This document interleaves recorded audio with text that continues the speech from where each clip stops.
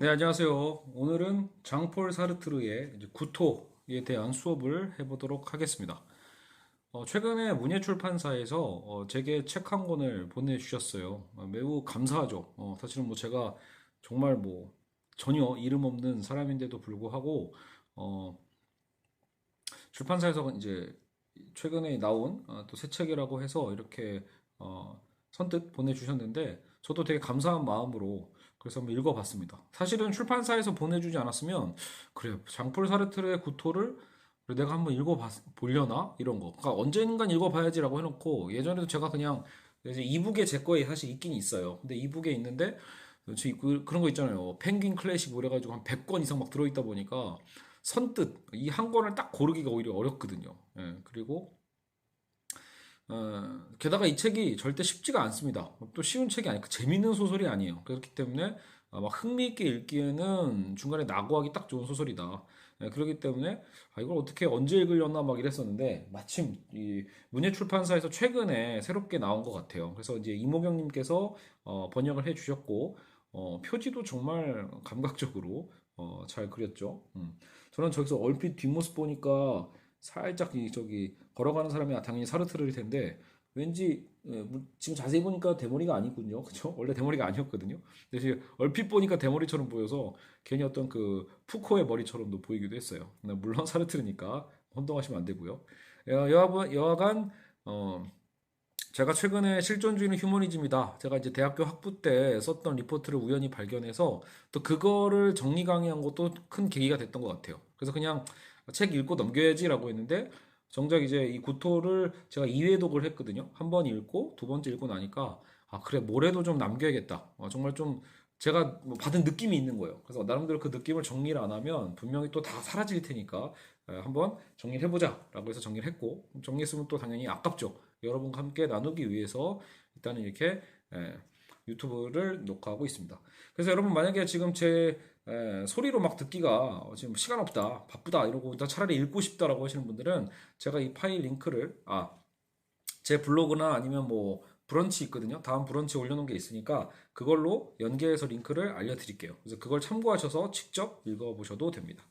그래서 이제 일단 방식은 사르트르의 어떤 이 구토의 본문에 이제 제가 인상 깊었던 것들을 그대로 올렸고요. 그래서 그대로 이제 발췌한 부분들에 대해서 제가 이제 설명하는 부분을 참고해서 읽으면서 혹시 제가 더 추가로 언급할 게 있으면 덧대도록 하겠습니다.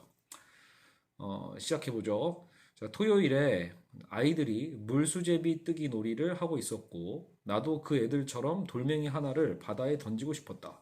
바로 그 순간 나는 동작을 멈췄고 돌멩이를 손에서 놓고는 거기를 떠났다. 자, 이 구절이 있어요. 물수제비는 뭔지 아시죠? 저는 어릴 때 그걸 개브랄티라고 했거든요. 왜 그런지 모르겠어요. 혹시 이 방송을 듣는 분 중에 야 우리 동네도 그거 개브랄티라고 불렀어라고 하시는 분 있으면 손 한번 들어주세요. 그래서 그 물수제비 뜬다고 하잖아요. 그래서 그 놀이를 역시 외국 애들도 하나 보죠. 프랑스 애들도. 근데 거기에서 사르트르가 아니죠. 여기서 이제 주인공은 로캉탱이에요. 그래서 이 로캉탱이라는 주인공이 바로 이날부터 시작된 거야. 이 구토 증세가. 그러니까 본격적인 구토는 아닌 것 같지만 어쨌든 그 돌멩이를 집을 수가 없었던 거죠. 뭔가 난 그냥 평소처럼 돌멩이 그냥 집으면 되는데 집고 던지면 되는데 그 마음과 달리 집을 수가 없어서 거기를 떠났다라는 구절이 이제 초반부에 나옵니다. 그러니까 구토는 어느 날 갑자기 록항탱에게 찾아온 거예요. 본인이 어떤 계기가 없어요. 단순히 돌멩이를 집어서 던지려 했는데 순간 돌멩이라는 사물이 평소와 다르게 다가온 거고 그 순간 돌멩이를 집을 수조차 없었던 거. 사르트르의 이 구토는 그래서 우리가 아는 그 구토 현상과 물론 같은 말이에요. 언어가 뭐 다른 방식이고 프랑스의 구토는 다른가 이런 건 아닙니다. 하지만 제 인식이에요. 저는 처음에 구토라는 말을 보면 당연히 항상 이미 어떤 결과물을 생각하거든요. 그러니까 토사물을 쏟아놓는 거 있잖아요. 토했다라고 하는 거죠. 근데 그것만 의미하는 건 아니더라고요. 소설을 읽다 보면 여기서 록항탱이라는 주인공이 여기저기 그런 막 토를 해내고 다니냐 그런 건 아니에요. 그런 장면은 없고 그가 느끼는 그러니까 우리가 어떤 일종의 구역질 같은 거겠죠. 어찌 보면요. 그죠? 그래서 그 구토하는 그 기분이 든다고 해도 그건 역시 구토라고 볼 수 있을 거예요. 단지 그게 꼭 결과물이 물질적으로 입 밖으로 나와야지 그게 구토냐라고 한다라면 좀 정의가 달라질 수도 있겠지만 어쨌든 이 소설에서는 구토는 꼭 그것만 의미한 건 아니다. 그렇죠? 그 현상 자체를 얘기하는 건데 그런 기분과 함께 난 실제로 그래서 이 소설을 제대로 읽기 전에는 주인공이 갑작스레 여기저기 구토하느라 고생하는 내용인가도 싶었고 정말 그렇게 생각했었거든요. 그때마다 토사물은 그럼 어떻게 처리한 거지? 뭐 사람들이 당연히 이거 처리하기 쉽지가 않잖아요. 그래서 쓸데없는 어떤 호기심이 있었어요. 근데 결국 소설 속에서 구토는 토사물이 나오지 않더라도 우리가 현실에서 구역질이 나는 것처럼 그렇죠. 이 증세 전체를 의미하는 셈이다. 자, 중요한 건 이 소설이 처음에 읽기는 매우 재미가 없다라는 거예요. 여러분 그래서 만약에 흥미 위주로 읽고 싶으신 분들은 당연히 저 권장하지 않습니다. 괜히 읽지 마세요. 근데 그게 아니라 만약에 제가 실제로 좀 홍상수 영화를 좀 좋아하는 편이거든요. 물론 다 챙겨보지는 않는데 그래도 뭐 거진 한뭐 8, 90%는 챙겨본 것 같아요. 그러니까 어, 홍상수 영화를 좋아하시는 분은 알겠지만 영화를 보면서도 아, 이게 뭐야? 얘 내용이 없어. 처음부터 왜 계속 그 어떤 한 꼭 장소가 있어요. 홍상수 감독은 어떤 그 중요 장소의 어떤 배경과 그 등장인물이 막 할 일 없이 돌아다니는 거 뭐 이런 게 되게 많이 나와요. 그래서 그런 거가 이게 어떻게 영화지 싶은 거. 근데 다 보고 나면 홍상수 영화에 뭔가 그 잔상이 되게 많이 남거든요. 예. 마치 되새김질처럼. 그래서 그 느낌 때문에 홍상수 영화를 봐요. 그러니까 굳이 뭐 이렇게 막 분석하고 뭐 이런 거보다는 예를 들면 뭐 그 놀란 감독의 인터스텔라 이런 걸 보면 막 분석하고 싶잖아요. 조커 보면 막 분석하고 싶고요. 근데 홍상수 영화는 딱히 뭐 그렇게 분석 안 해도 그냥 그 자체를 좀 느끼는 거에 되게 의미도 있거든요. 저한테는요. 근데 이 구토도 약간 그런 느낌이었어요. 그래서 읽을 때는 되게 좀 괴롭고 일단 무엇보다 텍스트를 읽는 거잖아요. 영화야 뭐 그냥 보면 되는데 근데 이 텍스트 자체가 절대로 그렇게 쉽지가 않다. 그리고 왜 이걸 참고 읽어야 되지라는 생각도 드실 거예요. 그러다 보면 분명히 이 소설은 사람들이 많이 안 읽겠구나. 유명하지만 그 유명세 때문에 저처럼 이제 어쩔 수 없이 집어서 읽는 사람들이 있겠지만 이거 어우 재밌는데 이렇게 읽기에는 또 그런 내용이 아니에요. 그러니까 다시 얘기하면 사건이 없습니다. 어떤 스토리 이런 것들이 매우 없어요. 그냥 사실은 전체 스토리만 생각해 보면요. 그냥 A4지 반장도 필요 없을 거예요. 몇 줄이면 전체 내용은 정리가 됩니다. 그러니까 만약에 단순화시키면 이런 거예요. 록항탱이라는 그 젊은 사람이야. 늙지도 않았어요. 연금이 있어 근데 연금이 나오니까 생활이 뭐 어렵진 않죠. 풍족하지도 않지만 그렇게 어렵지도 않아요. 그러니까 연금이 나오니까 뭐 아둥바둥 살 필요도 없고 그래서 결국 어떤 뭐 옛날 사람이 어떤 전기를 쓰고자 해서 지금 프랑스 부빌이라는 마을에서 체류하면서 쓰고 있는 그 상황인 거예요. 그랬을 때 거기서 만나는 등장인물들은 뭐 카페나 주점에서 만나는 사람들 몇 명. 근데 그 사람도 막 친한 사람이가 아니에요. 이 사람이 뭐 그런 진솔한 대화를 하는 게 없습니다. 거의 외톨이에요. 그런데 어쨌든 또 그런 글을 굉장히 또 깍듯이 대하는 어떤 독학자라는 또 젊은이가 있고요. 그리고 예전에 헤어졌던 애인 안니라는 여성이 자꾸 이제 회상 속에서 등장하거나 마지막 소설 마지막 부분에 한번 등장했다가 또 다시 헤어지게 되는 장면이 있어요. 그게 다예요. 이 소설에는 그런 다른 어떤 사건 같은 건 없어요. 그 일기의 형식으로 쭉 진행이 되고 그러면서 오히려 그래서 그런 부분에서도 대단한 거죠.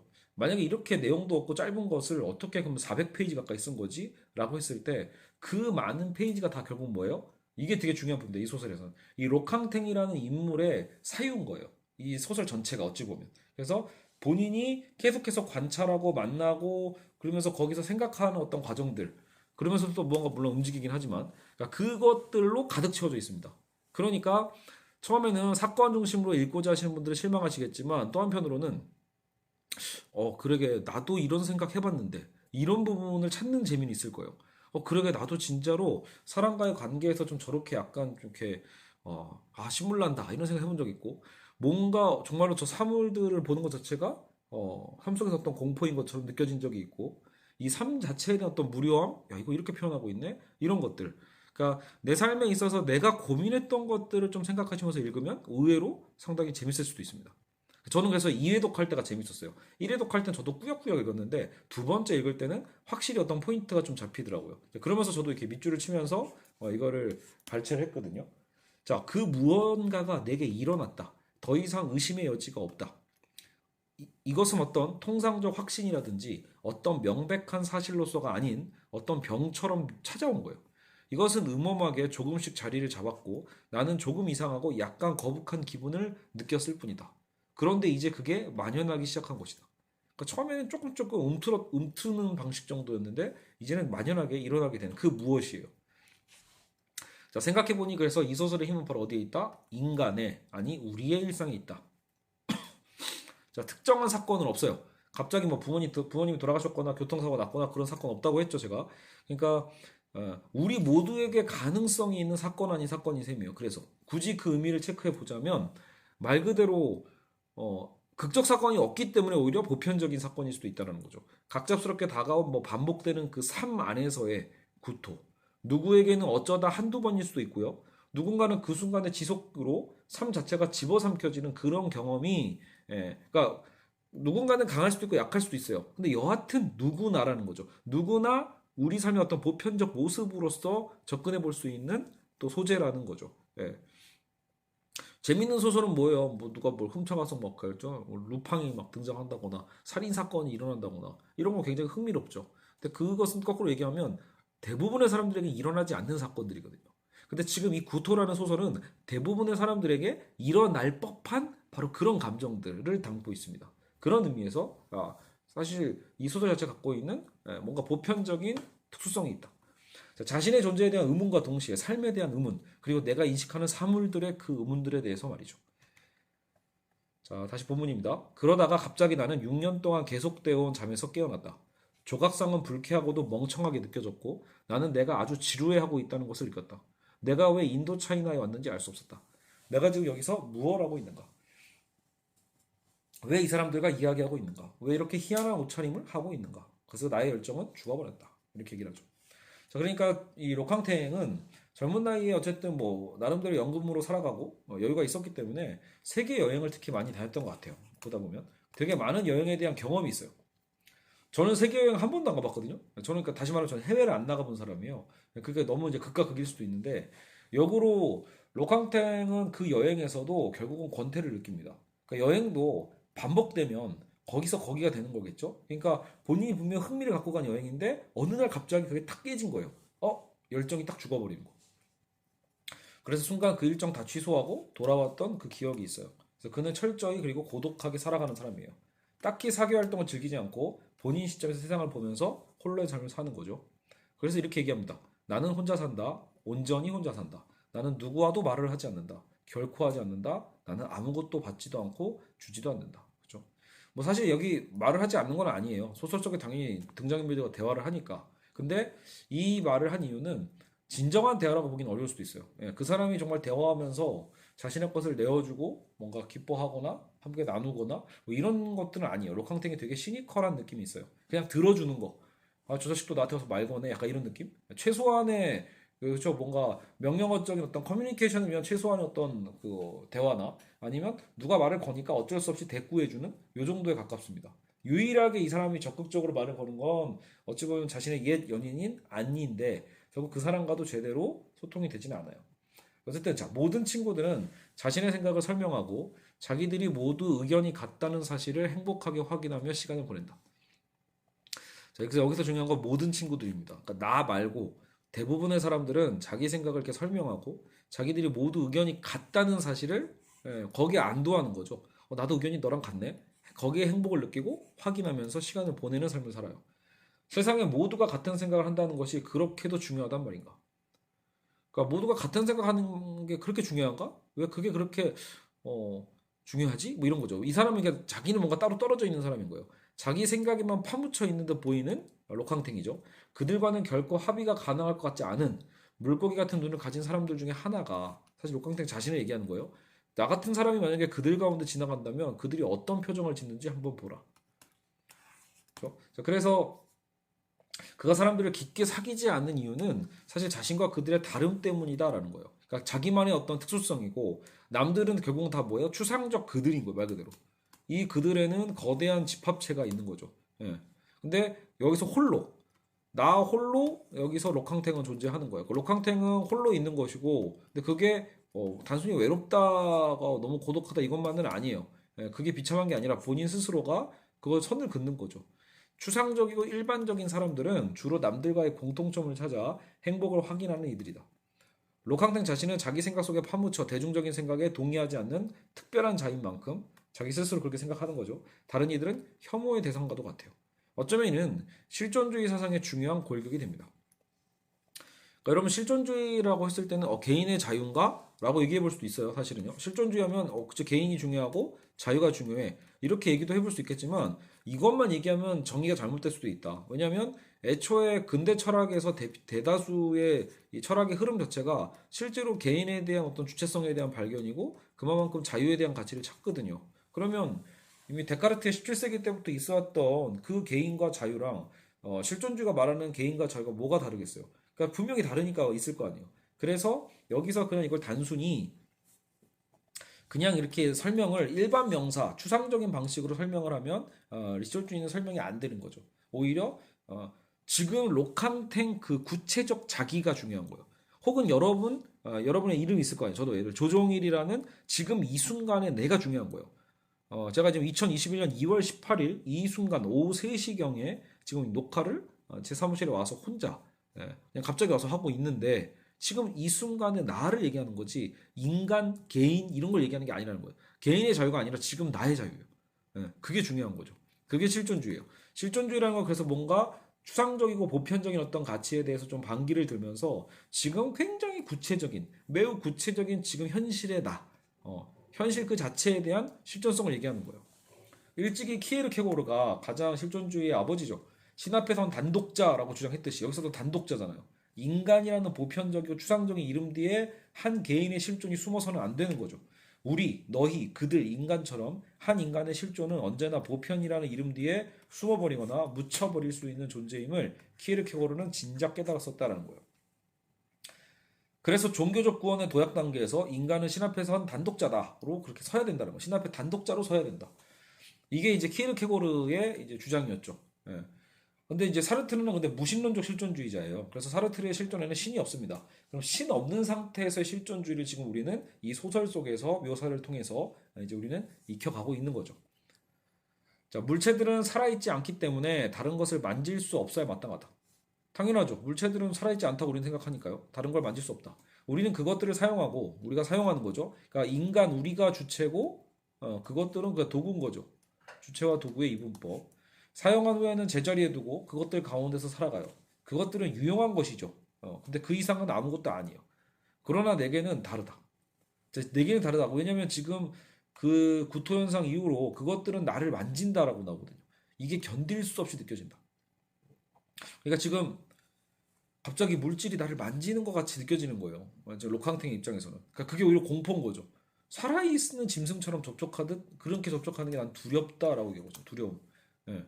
우리는 원래 안심하는 거죠. 제 앞에 지금 연필이 갑자기 살아 움직인다고 생각하고 무언가 나에게 말을 건다고 느껴진다라면 그것은 공포죠. 근데 그때 그 사물은 평소의 사물이 아닌 거죠. 그렇죠? 자, 이제 알겠다. 내가 언젠가 바닷가에서 그 돌멩이를 들고 있었을 때의 느낌이 분명히 생각난다. 그것은 일종의 달짝지근한 욕직이었고, 아까 그 돌수제비의 돌이죠. 얼마나 불쾌한 느낌이었던가. 그 느낌은 분명 돌멩이로부터 왔어요. 돌멩이에서 내 손으로 전해지고 있었다. 그래, 그거였다. 바로 그거였다. 손 안에 느껴지는 일종의 구토, 아니 못하네요. 구토증이었다. 자, 로캉탱에게 그 물체들은 평소 인간이 사용하는 도구에 머무르지 않았다라는 거예요. 내가 물체를 만지는 게 아니라 오히려 물체가 나를 만진다고 표현하고 있고, 사르트르에게 있어 시선을 통한 주체와 대상의 이 객체화 개념이 있는데요. 자, 좀 이따 또 나올 거예요. 그러니까 바로 지금 밑에가 그건가요? 아니네요. 그러니까 좀 이따 왜 그 박물관이나 뭐 이런 씬들이 좀 나오는데 사르트르에게 있어서 시선은 하나의 권력이기도 합니다. 그래서 주체와 대상의 어떤 대상의 객체화 개념이 있다라고 좀 써놨어요. 그래서 나의 시선이 너에게 닿을 때 너는 내 시선의 대상이 되고 객체가 되는 거죠. 여러분 만약에 커피숍에 쇼윈도에 앉아 있을 때 그런 거 느낌 있잖아요. 쇼윈도가 아니죠. 그 커피숍에 그 창가 자리에 앉아 있을 때 거기서 느껴지는 묘한 우월감 안 느껴지나요? 예. 역으로 얘기하면 여러분이 커피숍 창 바깥에 지나갈 때 혹시 멀뚱히 서 있거나 이러지 않죠, 잘. 좀 인식을 한다면 타자의 시선을 어느 정도 좀 두려워하거나 인식한다라면 지금 누군가가 저 커피숍 안에서 나를 주시하고 있는 거 아닐까? 라고 생각해 볼 수도 있어요. 그럴 가능성만 고민해봐도 우리는 얼마나 위축된단 말이에요. 그러니까 얼마든지 자유롭게 그 공간을 점유하기 힘들어요. 타인의 시선이 나를 보고 있다라는 생각. 역으로 보면 내가 만약에 주도적인 위치에 있다라면 내가 오히려 권력이 되는 거죠. 자, 그런 어떤 개념처럼 나의 시선이 너에게 닿을 때 너는 내 시선의 대상이고 객체가 되는 거예요. 여러분이 봄으로써 그 사물이 눈에 들어오고 인식되는 거잖아요. 그렇죠? 실제로 뭐 근대 철학의 버클리 같은 경우에는 지각하는 것이 존재하는 거잖아요. 내가 지각함으로써 그 사물은 존재한다. 이렇게까지 얘기하거든요. 근데 이제 이건 정반대로도 작용한다가 문제인 거예요. 그러니까 지금 요 구토증 안에 사물이 지금 나에게 덤벼드는 거거든요. 예. 내가 너를 바라봄으로써 사실은 그냥 사물로서 도구로서 활용을 해야 되는데 지금 그게 지금 잘 안 되고 있는 거죠. 너 역시 나를 시선으로 대상화시킴으로써 오히려 서로가 서로를 객체화시키는, 서로가 서로를 객관화시키는, 객관화가 아니죠. 잘못했습니다. 객관이란 말보다는 객체화시키고 대상화시키는 그런 어떤 문제, 투쟁의 관계가 발생한다. 지금 구토에서는 한없이 수동적이기만 했던 물체가 그렇게 또 다른 시선의 주체가 된 거예요. 그러니까 그 물체가 나를 바라보는 거죠. 예. 그 물체가 나를 바라본다고 생각하니까 또 견딜 수 없는 거예요. 록항탱이가 그래서 불쾌감을 주는 거고, 그리고 그는 깨닫죠. 바닷가에서 돌멩이를 줍는 것조차 어려웠던 이유는 바로 그때가 구토의 발생 지점이었다는 거, 시점이었다는 거. 자, 우리가 살 때는 아무 일도 일어나지 않는다. 제가 이제 1회독 했을 때 이 부분을 특히 체크를 해가지고 저도 그 SNS에 같이 공유를 했었거든요. 정말 와닿는 표현들이었어요. 자, 우리가 살 때 아무 일도 일어나지 않는다. 그저 배경이 계속 바뀌는 거고 사람들이 들어오고 나갈 뿐이다. 여기에 시작은 없다. 자꾸 뭔가 새로운 시작이 있어야 리셋이 되는 거 아니에요. 근데 그게 아니라 우리의 삶은 계속 그러니까 권태로움을 지금 설명하고 있는 것 같아요. 날들이 아무 이유 없이 날들에 덧붙여지는 것뿐. 예. 오늘이 있으면 내일이 덧붙여지고. 사실 제가 그래서 어떻게 보면 이 자리에 나와 있는 건 저도 일종의 그 변화 때문일 거예요. 그러니까 만약에 내가 똑같이 오늘 지금 이 시간에 수업 없으니까 난 그냥 집에서 쉴래 라고 하면서 그냥 누워 있거나 누워서 뭐 웹툰을 보거나 그냥 그러다 보면 거의 그냥 시간이 막 흘러 가버리거든요. 그러면 똑같아요. 금방 일주일이 지나가고 제가 실제로 1월 한 달 거의 풀로 쉬었거든요. 1월에 일이 없어서 어, 뭐 이런 얘기 1월에는 뭐 그러니까 사실상 수입이 거의 제로에 가까웠어요. 그러니까 그래서 이제 총장 잔고 까먹으면서 살았는데 그때 사실은 뭐 저도 여러 가지 이제 더 준비나 공부도 할 것들도 많이 하면 좋은데 잘 안 되거든요. 계속 반복돼요, 삶이라는 게. 그러니까 굉장히 무료해지는 삶에 대한 어떤 반복성 우리는 보게 되거든요. 이건 끝나지 않는 단조로운 그래서 덧셈이라는 거예요. 무한의 덧셈인 거죠. 계속 플러스 플러스 플러스 하루가 내 삶에서 계속 더해지는 거. 이런 느낌이 없었냐라는 거예요. 그러니까 이 소설의 매력은 바로 이런 거예요. 우리가 삶을 살다 보면 분명히 이런 권태를 느끼거든요. 예. 그리고 모든 게 비슷비슷하고 예. 사람도 비슷비슷하게 느낄 수도 있어요. 그냥 비슷한 캐릭터를 내가 이미 설정을 해놓고 그 틀 안에서 뭐 이제 분석하고 바라보면 그냥 그 사람이 그 사람인 것처럼 느껴지는 거죠. 그러니까 설레임이 사라지는 거예요. 예. 새로운 시작이 없는. 여기서 이 표현, 아까 여행을 많이 갔다고 했잖아요. 상하이, 모스크바, 알제리겠죠? 그 보름만 지나도 똑같아진다. 알제리 알젠가 보다. 이게 도시니까. 그죠? 우리 아이랑 그 도시 맞추기 게임, 수도 맞추기 게임 하다 보니까 알게 된 건데, 알제리의 수도가 알제일 거예요. 그죠? 그러니까, 어쨌든 어딜 가도, 이 말, 전 너무 위안도 되기는 해요. 세계 여행을 안 가본 제 입장에서는, 야, 보름만 지나면 다 똑같아. 이런 말 하잖아요.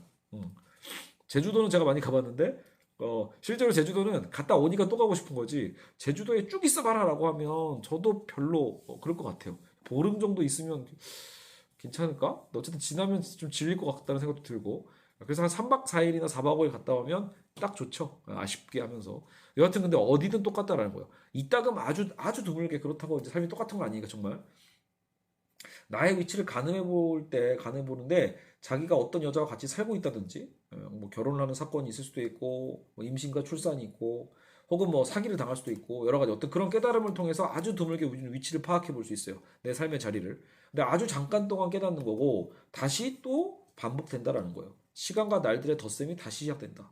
이게 바로 사는 것이다. 미쳐버리겠죠. 만약에 여러분 진짜 이게 우리가 우리의 삶 모두에 대한 정의라면 사실 되게 고통스러운 거예요. 오히려 아무 사건이 없기 때문에 더 고통스러운. 그래서 이게 권태에 대한 이미지입니다. 하지만 삶을 이야기할 때는 모든 게 바뀐다. 반전이 있죠. 그래도 마지막 한 줄에 여러분은 희망을 좀 거셔야 돼요. 삶을 이야기할 때 모든 게 바뀐다. 자, 이 소설을 처음 읽을 때 가장 인상 깊었던 대목이었고 권태에 빠진 인간의 삶을 이렇게 잘 정리할 수 있을까? 저도 감탄을 했죠.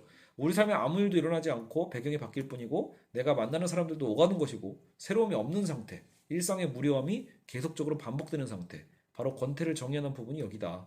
자, 그럼에도 아주 드물게는 자기 위치를 가늠볼 수 있다고 얘기하고 있고 저 역시도 성인이 된 이후로 그런 생각을 자주 했었어요. 네, 그래서 인생은 행복한 것일까라고 할 때 많은 분들이 그런 얘기해요. 저희 부부의 삶을 보면서 너희 잘 사는 것 같다, 행복한 것 같다 이런 얘기 많이 하시는데 그렇다고 제가 쇼윈도 부부란 얘기는 아니에요. 저희가 뭘 꾸미거나 이러진 않거든요. 그러니까 있는 그대로 살아가는데 문제는 그렇다고 해서 그럼 삶이 매일 신나고 재밌고 익사이팅한가? 그게 아니라는 거잖아요. 그리고 뭐 대부분의 사람들은 이 말에 동의하시겠죠. 그러니까 내가 진짜 행복한가? 라고 볼 때 삶에 있어서 오히려 인생은 지금의 아까 이 사르트르였던 이 표현인 거고 로캉탱의 표현에 의하면 그냥 인생은 그냥 고통인 거로 정의될 수 있죠. 고통이 가득한 삶 속에서 그냥 저도 이제 이런 성인이 돼서 그런 느낌도 많이 가졌어요. 고통이 가득한 삶을 그냥 살아가다가 간혹 가다가 행복이라는 어떤 감정이 이렇게 돌출되는 거죠. 그냥 어떤 사건에 의해서. 그것을 유발하는 사건이 있는 거다. 돌발하는 것뿐이라고 말이다. 즉 그 반대는 없는 것이다. 그러니까 행복이 쭉 가득하다가 어쩌다 고통이 앞불싸하고 드러나는 것. 오히려 그거 같지 않다라는 거예요. 그런 느낌은 거의 없고 정반대의 가능성이 높다. 자, 그럼 그 왜 사냐? 그럼에도 삶을 살아가는 태도와 자세에 따라 누군가는 그래도 삶을 행복하다고 말하는 것이고 누군가는 불행하다고 정의하는 게 아닐까? 이게 이제 제 생각인 거예요. 자, 그런데 세상 고통 자체와 삶을 등치시키기에는 무리가 있다라는 생각도 들더라고요. 그러니까 삶에 대한 어떤 지속에서 권태를 느낄 때 그렇다고 우리가 고통이라는 개념은 꽤 구체적이고 강도가 있잖아요. 그런 우리의 강도의 어떤 고통을 막 느끼고 살진 않거든요. 그래서 그래 저는 평소에 이건 제 생각이라는 거죠. 제가 평소에 이렇게 생각을 해왔었지만 그래 이걸 또 읽고 나니까 그래 또 그렇게까지 얘기하기엔 무리가 있고 고통의 감정 혹은 그런 고통의 감각이 늘상 있는 게 아니니까요. 늘상 있는 것은 아니기 때문에 오히려 사르트르의 권태 개념이 더 적합하다라는 느낌이 들어요. 그냥 권태롭다라는 표현 자체가 어느 정도 좀 그 미미한 어떤 고통을 전제하면서도 이 표현에 있어서 적합한 것 같아요. 인간의 삶은 권태 그 자체다. 그런데 권태 가운데서 빠져나갈 구멍을 찾기 위해 발버둥 치는 거. 그게 인간의 인생이 아닐까. 우리의 일생이 아닐까. 이런 고민이 드는 거죠. 한편 마지막 구절의 권태뿐인 삶의 구원의 가능성이 살짝 엿보이고 있어요. 이 소설의 마지막 결론을 사실 중간에 슬쩍 보여준 거예요. 삶을 이야기할 때는 모든 게 바뀐다. 즉 권태의 삶을 완전히 걷어내고 바꿀 수 있는 어떤 구원의 가능성이 이 소설 안에 들어 있습니다. 예. 자, 그들의 주름살과 눈가의 잔주름, 한 주간의 작업이 남긴 쓰디쓴 주름을 지울 수 있는 시간은 단 하루밖에 없는 거다. 일요일 풍경에 대한 지금 묘사거든요. 일요일에 대한 일기예요. 단 하루 그들은 분이 손가락 사이로 새어 나가는 것처럼 느꼈고, 왜냐면 막 아쉽게 자꾸 새어 나가는 거죠. 이제 월요일을 기다려야 되니까. 월요일 아침을 다시 산뜻한 기분을 출발할 수 있게 해줄 젊음을 충분히 모을 시간이 됐는가. 여러분은 딱 우리의 느낌이죠. 특히 직장인분들에게 내일 월요일에 출근해야 되는데 난 충분히 쉬었는가. 늘 안 쉰 것 같죠. 예, 그죠? 저는 일요일에 뭉쳐야 쏜다, 뭉쳐야 찬다 보고 뭉쳐야 찬다 끝나면은 뭐죠? 1호가 될 수 없어를 잠깐 보다가 저는 구해줘 홈즈를 보면서 일요일을 마무리하거든요. 그래서 저는 일요일 저녁이 가장 TV 볼 게 많고 보다 보면 그 좀 지쳐요. 그래서 다 보고 나면 좀 이렇게 좀 너무 놀았나 이런 생각이 들 정도로. 근데 여하튼 일요일은 저도 그렇게 보내거든요. 그리고 다음 월요일이 오는 거죠. 저는 월요일에 일을 거의 안 합니다. 월요일에 웬만하면 수업을 안 잡기 때문에 저한테는 월요일 월요병 같은 건 사실 없지만 마찬가지죠. 좀 대부분은 다시 일하게 되는 바로 그 전날에 고통이 있거든요. 그래서 잠자는 사람의 그것처럼 규칙적이고도 깊은 숨만이 그들이 살아있음을 증명하고 있다. 나는 살금살금 걸었고 쉬고 있는 이 비극적 군중 가운데서. 그러니까 어쨌든 지금 로캉탱은 선을 긋고 있는 거야. 이 비극적 군중 가운데 나는 어떻게 살아야 되지? 약간 이런 고민하고 있죠. 한편 로캉탱의 시점에서 일기글처럼 구토는 진행이 되고 있고요. 그가 묘사하는 일요일의 풍경이 세상 와닿는다. 단 하루의 휴일을 어떻게든 의미 있게 보내려고 그죠? 많은 사람들은 발버둥 쳐요. 그리고 그게 또 굉장히 또 행복해도 보이고 각자 또 어떻게 보면 그것을 또 연출도 하잖아요. 행복하듯이. 예. 그 모습조차 매 일요일에 반복과도 같고 로캉탱은 그 패턴을 익히 알고 있어요. 그러면서도 본인은 거기서 어떻게 해야 할지 자기조차도 알지 못하죠. 생각해보면 어릴 적 저도 그랬다는 거예요. 저도 늘 일요일에는 옛날 어릴 때는 뭐 그 AFK인이 있었죠. 그래서 교회는 꼭 가는데 교회에 가기 바로 전에 7시 반부터 했나? 거의 되게 일찍 했어요. 그래서 AFKN에서 방영하는 그 뭐 도널드나 미키마우스 관련된 막 그런 디즈니랜드 디즈니 만화가 있었거든요. 그거 항상 영어로 된 건데도 늘 봤었어요. 영어 실력 하나도 안 늡니다. 영어 전혀 안 배운 상태에서 봤기 때문에 전혀 영어 뭐 히어링이 좋아지냐? 전혀 아니에요. 전혀 모르는 말인데 어떻게 들려요? 여하튼 그냥 그렇게 보기만 해도 재밌었으니까 보다가 막 빨리 또 서둘러 교회 뛰어가고 교회 갔다 오면은 또 딱 그 느낌 전국 노래자랑의 그 딱 시작 노래 있죠. 주제곡 나올 때에 그 일요일 오후에 그 나른함이 있어요. 그 나른함 속에서 전국 노래자랑 노래가 막 풀려거나 아니면 프로야구의 어떤 그 중계 분위기 있죠. 예. 저는 그래서 그게 지금도 야구를 그렇게 좋아하진 않아요. 야구를 안 보는데 안 보는 이유 중에 하나가 어떻게 보면 어릴 적에 그 나른했던 일요일의 어떤 그 이미지가 자꾸 있는 것 같아요. 뭐 여하간 그래서 그 월요병이 왜 생겼는지를 사실 이 소설에서도 나름 보여주고 있어요. 사람들이 일요일을 어떻게 보내는지. 자, 근데 이제 록항탱의 이제 여자친구입니다. 전 여자친구 헤어졌어요. 안니는 시간에 그것의 최대한의 가능성을 돌려주곤 했다. 무슨 말이냐? 자기 시간에 최대한의 가능성을 실현하려고 했던 완벽주의에 좀 가까워요. 예. 그녀는 지부티에 있고 나는 아덴에 있던 시절에 나는 24시간의 재회를 위해서 그러니까 서로 다른 곳에 있었나 보죠. 잠깐의 그 재회에서 그녀를 찾아갔는데 그럴 때면 자 24시간 같이 있어요. 23시간을 지금 남자친구를 괴롭히는 거예요. 온갖 꾀를 짜내요. 갖가지 문제를 일으켰다.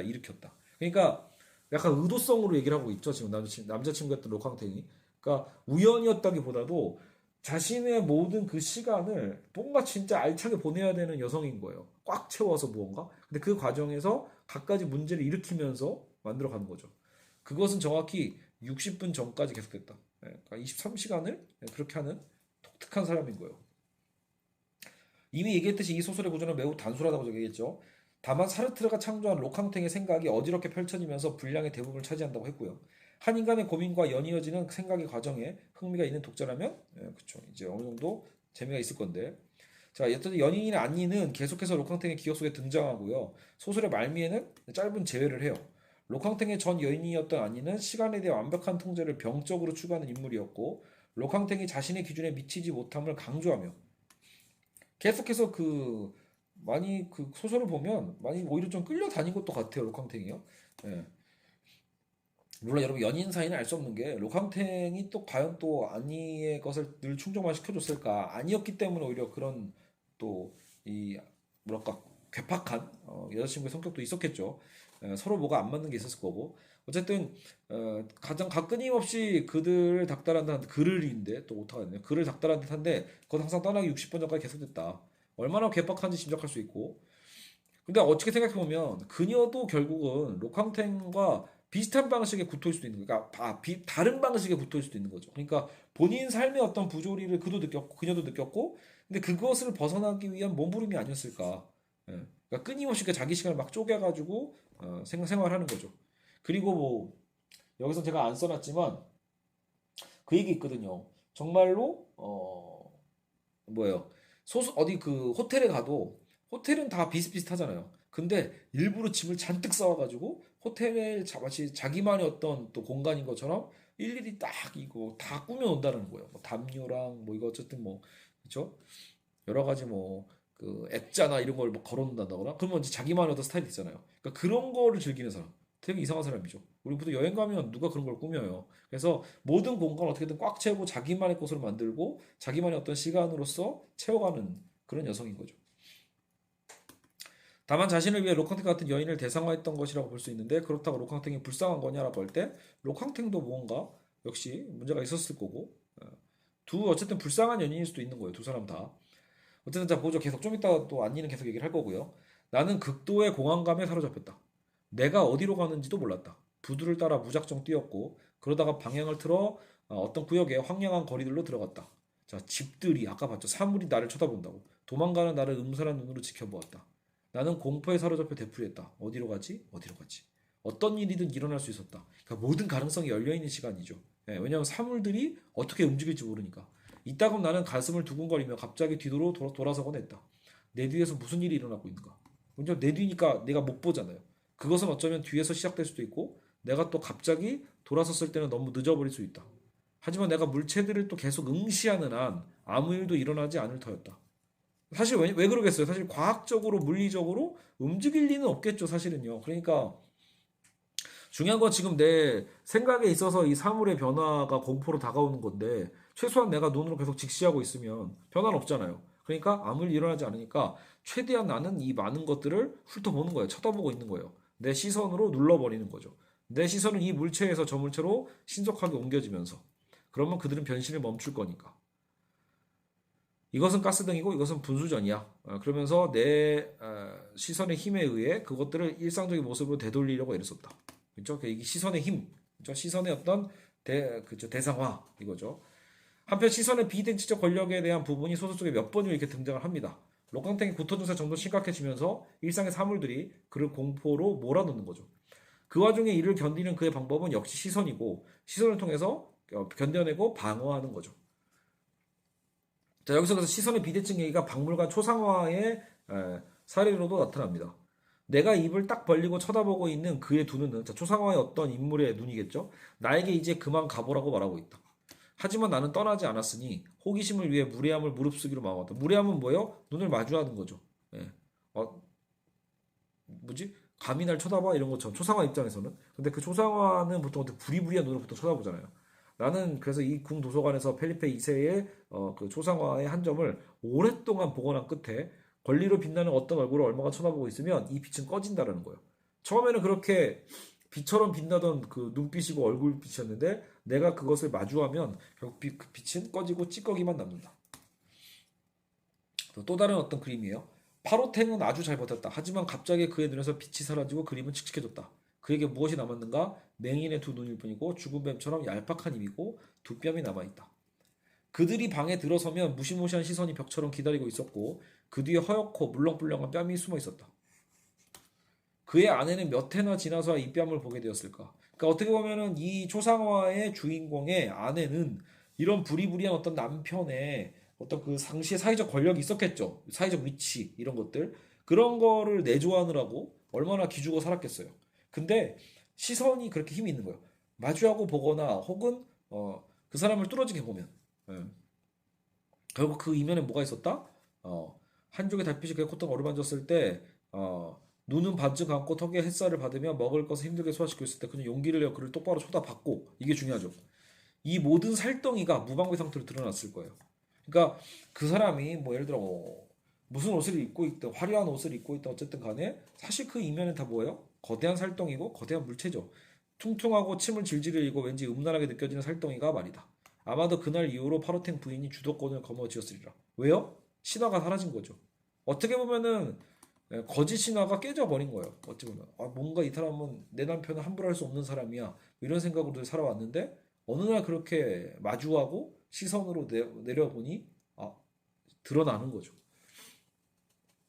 여러분 그거 잘 생각해보면 초상화의 시선이 권력자리에서 파로탱사는 더 의미심장한데 사실 여러분 부모의 시선 특히 엄격한 부모님, 엄격한 선생님, 엄격한 장교와 간부, 뭐 회사의 어떤 선임들, 선배들 생각해보세요.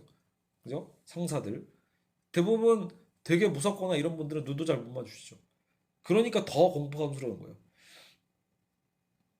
오히려 당당하게 눈을 마주하게 될 때 정작 거기에서 시선 자체가 권력인 거고 사실 거기서 우리는 보지 못했던 걸 보게 될 수 있습니다. 파르탱의 아내가 자기 남편을 직시하게 되니까 남편이 갖고 있던 사회적 지위나 상징적 권력은 해체되고 그저 하나의 살덩이로 비춰질 뿐이죠. 별것 아닌 것에 평생을 잡혀 살았던 자신을 깨닫고 권력 관계를 뒤엎은 혁명성이 바로 시선의 마주함에 있다. 나 역시 얼마나 많은 시선을 피해 왔었던지 저를 얘기하는 거죠. 예의라는 이름으로 눈을 마주치기보다 눈을 돌리기에 힘썼던 삶이 아니었던가. 그렇죠? 나는 불안한 눈으로 주위를 둘러보았다. 오직 현재 외에는 아무것도 없다. 실존주의에 있어서 현재가 중요합니다. 그것들이 현재 속에 갇혀있는 가볍고도 견고한 가구들, 탁자 하나, 침대 하나, 뭐 등등등 현재의 진정한 본성의 모습을 드러내고 있었다. 현재는 존재하는 것이었고 현재가 아닌 모든 건 거꾸로 존재하지 않아요. 즉 과거는 존재하지 않는다. 전혀 존재하지 않고 사물들 속에도 존재하지 않았고 심지어 내 생각에도 존재하지 않았다. 그래서 결국 뭐예요? 존재하지 않는 거니까 무죠. 근데 그 무를 상상한다는 건 이렇게나 힘들다. 사물들은 그것들의 외양 그 자체일 뿐이고 이 외양 뒤에는 아무것도 없다. 그래서 결국은 존재와 무가 여기서 등장하게 되네요. 그죠? 그래서 존재와 무의 관계에 대해서 또 나름대로 의미심장하게 몇 군데 이렇게 표현을 하고 있습니다. 자, 그래서 무는 결국은 존재의 이면인 거죠. 그래서 이 외양 뒤에는 아무것도 없는 결국 무가 있죠. 우리는 또 껍데기고 인간의 실존은 그래서 오직 현재성에 있습니다. 현재가 아닌 모든 건 존재하지 않고 현재가 아닌 것은 내 생각 속에도 존재하지 않아요. 그리고 존재 이면에는 무가 있을 뿐이다. 이렇게 정리했죠. 나는 존재한다는 일종의 고통스러운 강박관념을 유지하는 것은 나다. 여기서 다른 표현을 쳤네요. 그러니까 데카르트 나는 생각한다처럼 나는 존재한다는 일종의 고통스러운 강박관념을 유지하는 건 결국 나죠. 바로 나다. 몸은 일단 한 번 시작되면 저 혼자 살아가는 거고, 하지만 생각을 계속 유지하고 생각을 전개해 나가는 건 역시 나예요. 나는 존재한다. 나는 내가 존재한다고 생각하는 거죠. 구불구불 길게 이어지는 이 존재한다는 느낌. 이것을 나는 아주 천천히 길게 길게 늘려나간다. 제발 내가 생각하지 않을 수만 있다면. 심지어 생각하고 싶지도 않은 거예요. 그렇게 시도해 보는 거. 생각하지 않으려고. 또 성공한다. 머릿속에 뿌연 연기로 찬 느낌이 드는데 하더니 그게 다시 시작된다. 생각하고 싶지 않아. 나는 생각하고 싶지 않다고 생각해. 자, 말장난 같지만 의미가 있는 말이죠. 나는 생각하고 싶지 않다라고 결국 우리 지금 생각하고 있죠. 생각하고 싶지 않다고 생각하지 말아야 해. 왜냐하면 그것은 생각이기 때문이야. 이건 영원히 끝나지 않는 것인가. 그렇죠. 저 어릴 때 가끔 그래서 그런 갑갑함을 느낄 때가 있었거든요. 진짜 생각을 안 하고 싶은데 자꾸 생각이 드는 거. 예. 생각을 안 하려고 할수록 더 생각이 자꾸 들죠. 나의 생각 그건 나다. 멈출 수가 없다. 나는 생각하기 때문에 그래서 존재한다. 데카르트의 구절이 나왔죠. 코기토 에르고 줌. 나는 생각하기 때문에 존재한다. 그러니 나는 생각하는 것을 그만둘 수가 없고 바로 이 순간에도 끔찍한 일이에요. 내가 존재한다면 그것은 내가 존재하는 게 끔찍하다고 생각하고 있기 때문이고 내가 갈망하는 무로부터 나를 끌어내고 있는 게 바로 나다.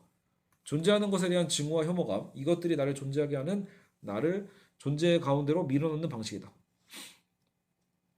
생각들은 내 뒤에서 어떤 현기증처럼 피어난다. 난 그것들이 머리 뒤에서 피어나는 것을 느끼고 그냥 그대로 놔두면 그것들은 앞으로 두 눈 사이로 나올 것이다. 그리고 또 계속 그대로 놔두면 생각은 자꾸 부풀어서 엄청난 크기가 되어 나를 온통 채우고 나의 존재를 새롭게 한다. 결국 존재를 유지해 나가는 건 나의 생각이라는 거죠. 나의 생각. 그것이 존재고 데카르트의 생각한다 고로 존재한다처럼 루캉탱은 자기 사유를 통해 존재를 느끼는데 이 자체가 본인에게 또 고통이기도 하면서 그래서 생각을 또 멈추고 싶어하는 마음도 있다. 하지만 벗어날 수 없죠. 존재하는 것에 대한 증오와 혐오감에서 벗어날 수 없는. 자, 약간 좀 분위기 또 전환해서 새로운 장면이에요. 그들은 동침할 것이다. 그들은 그걸 알고 있다. 상대도 그걸 안다는 걸 피차 알고 있다. 하지만 그들은 젊고 순결하고 정결하기 때문에 둘 다 자신에 대한 존중심과 상대에 대한 존중심을 간직하고 싶기 때문에 사랑은 고의 다루지 않으면 안 되는 위대하고 시적인 어떤 것이기 때문에 그들은 우선 한 주에도 여러 번 무도회와 레스토랑에 가서 그들의 의식적이며 기계적인 작은 춤들을 보여줄 것이다. 결국 시간을 보내야 하는 거다. 그들은 젊고 건강하기 때문에 아직 시간이 30년은 더 있다. 따라서 그들은 서두르지 않고 꿈을 대는데 이건 틀린 게 아니다. 일단 같이 자게 되면 그들의 삶의 엄청난 부조리를 가릴 수 있는 무언가를 찾아야 할 것이다. 자, 요 얘기는 뭐냐면 로캉탱이 이제 그 자주 가는 카페랑 어떤 주점 같은 게 있는데 그 심지어는 주점의 여주인과도 아무 그 영혼 없는 섹스 파트너가 돼요. 그러니까 그냥 관계하는 거예요. 서로를 원하는 거. 여주인도 남자가 필요하고 로캉테도 자신의 성욕을 풀고 싶은 상대로서 여주인과 그런 섹스를 실제로 이제 뭐 시간 관계없이 그냥 어쩌다 가면 하게 되는 것 같거든요. 소설에서 보면요. 근데 여하간 그래서 그렇게 자주 가는 어떤 이제 지점들이 있는데 거기서 이제 두 젊은 남녀를 관찰하고 있는 장면인 거예요. 두 젊은 남녀가 젊은 남녀니까 어떻겠어요? 굉장히 풋풋하고 이제 막 사랑이 막 넘치는 연인들이겠죠. 거기에 대한 분석 그린 거예요. 그랬을 때 되게 와닿는 부분이었어요. 그러니까 어차피 잘 거라는 거. 야, 어차피 너희 동침할 거잖아. 즉 섹스할 거라는 거죠. 그리고 그들도 사실 이미 알고 있죠. 서로 사랑한다면 아직 안 했다는 전제에서 본다면 그래도 언젠가 하겠지 뭐 이런 거란 말이에요. 결국은 서로 할 걸 알아. 근데 왜 그게 목적이라면 왜 바로 안 하고 이렇게 주점에 와거나 카페에 와서 차 마시고 뭐 하고 말하고 이런 것들 왜 하냐라고 생각해 볼 때 결국은 당연히 뭐 인간이 뭐 이러면 그 섹스 머신도 아니고 그게 완전 목적은 아니죠 당연히요. 근데 이제 이 분석 자체는 또 나름대로 의미가 있는 게 어, 어차피 동침할 거지만 서로에 대한 그 존중심 있잖아. 서로를 아껴주고 그죠? 간직하고 싶어하는 그 마음. 왜냐면 여러분 또 연인으로서 한편으로는 어찌 보면은 또 우리가 행할 수 있는 연인과의 관계가 깊어지는 거에 가장 최종적인 장이기도 하잖아요. 예. 여러분 뭐 그 정서적 교감 하기도 전에 섹스부터 하면 그걸 사랑이라고 하진 않습니다. 그거를 굳이 뭐 그렇게 덧대는 건 잘못된 표현인 것 같고요. 오히려 보통 우리는 사랑에 빠진 다음에 육체적 관계를 좀 더 깊이 있는 관계로 나아가는 거죠. 그렇게 본다면 역으로 보면 그게 최종적 단락은 말 그대로 그러면 침대에서 동침을 하는 걸 텐데 한편으로는 그것을 간직해주고 싶어하는 또 우리의 어떤 바램도 있죠. 그러면 뭐가 있어요? 사실 매번 기대하게 되고 매번 그래도 무언가 어때요? 두 연인 간에 뭔가 남은 것들이 있잖아요. 예, 남은 것들. 아직 정복하지 않은 것들. 이런 게 있는 거죠. 사랑에 대한 숭고함을 유지할 수 있다는 거, 다시 말해서. 예. 보통 이걸 뭐 혼전순결이다 이렇게까지 뭐 또 정말 숭고하게 얘기할 때가 있지만 진짜 뭐 종교적 의미에서 혼전순결에 대한 의미를 얘기하는 게 아니라 정말로 여러분 무신론자들에도 저는 이걸 되게 추천합니다 실제로. 그러니까 저는 그 10대 남녀가 사랑하니까 뭐 섹스하면 뭐가 문제야 이렇게 얘기할 수 있겠지만 하지만 권장하고 싶은 일은 아니에요. 한다고 비난할 일도 아니겠지만 한편으로는 아유 왜 벌써 했어 이런 생각 할 것 같아요. 왜? 더 기대할 수 있잖아요. 더 간절히 바란 만큼 그 간절함이 여러분 지금 우리는 권태 얘기를 하고 있어요.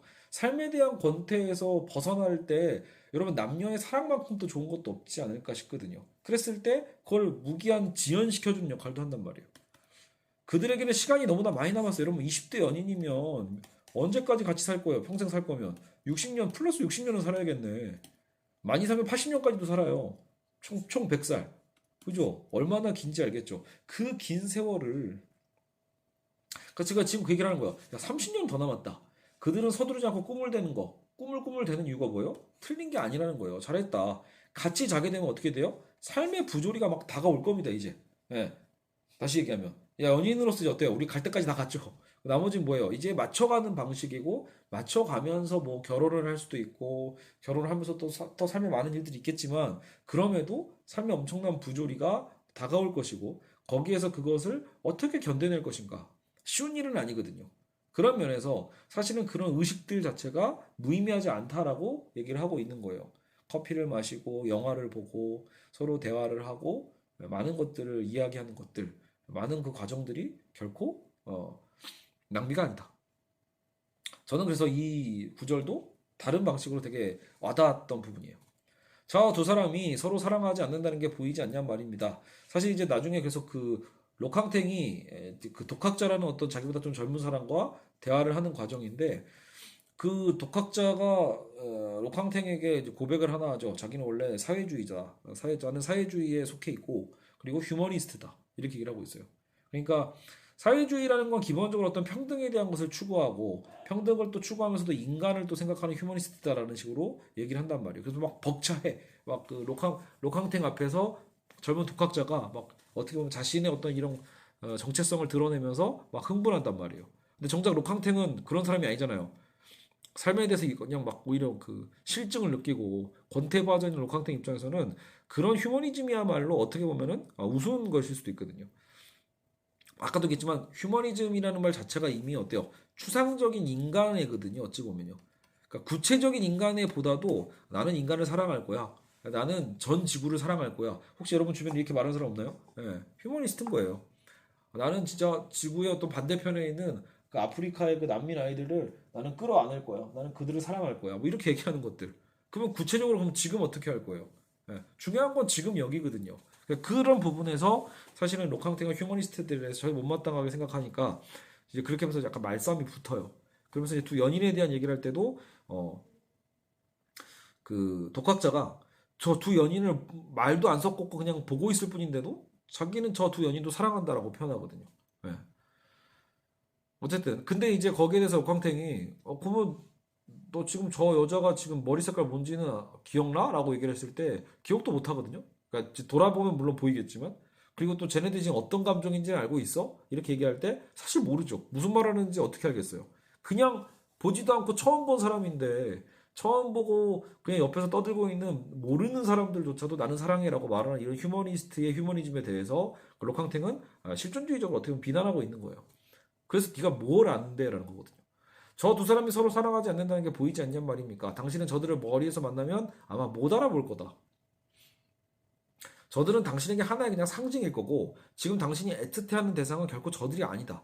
당신은 그냥 인간의 젊음, 남자라는 추상 명사죠. 여자라는 어떤 보편적인 남자와 여자의 사랑 그리고 인간의 목소리를 애틋하게 생각하고 있을 뿐이에요.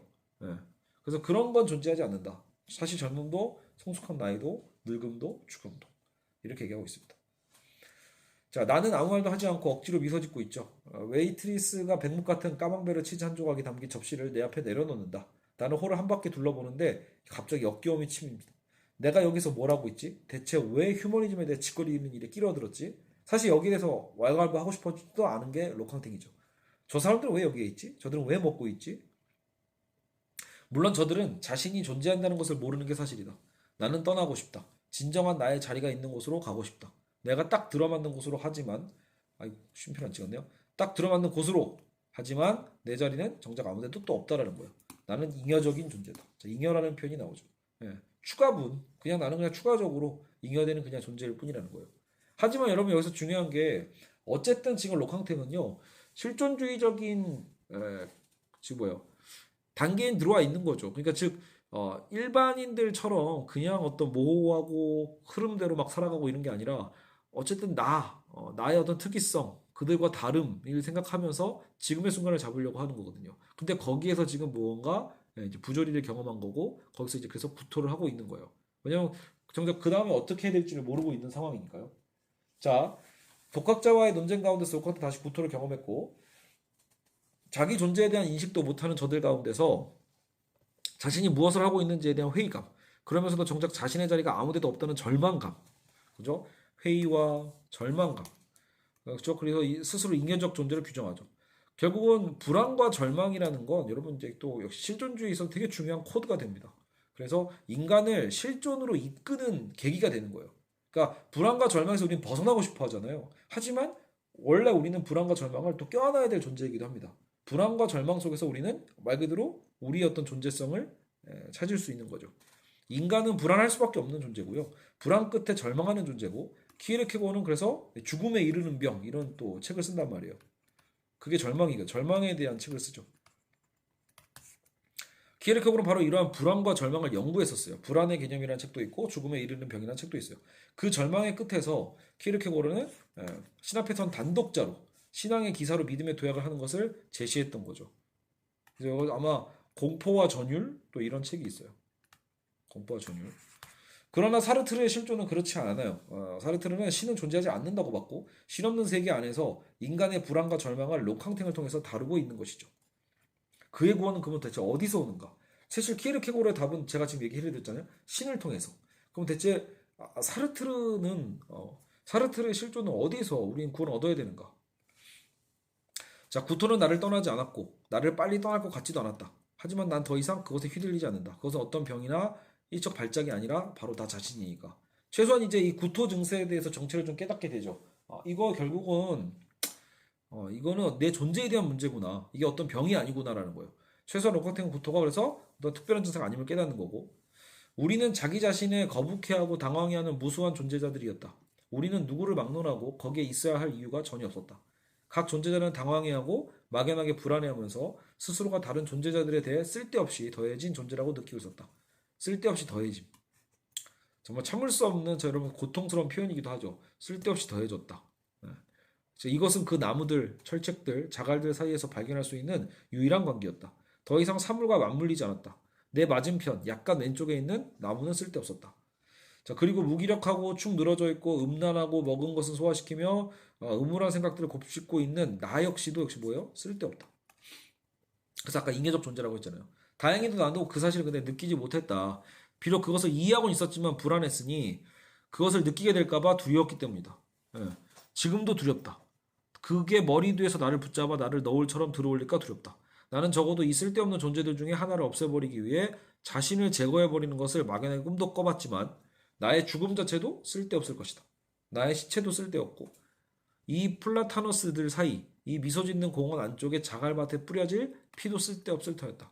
그리고 벌레들이 피먹을 살도 그것을 받아들일 땅속에서 쓸데없고 마지막으로 껍질이 벗겨지고 닦여 다 쓸데없다. 내 뼈들도 쓸데없다. 나는 영원히 쓸데없다.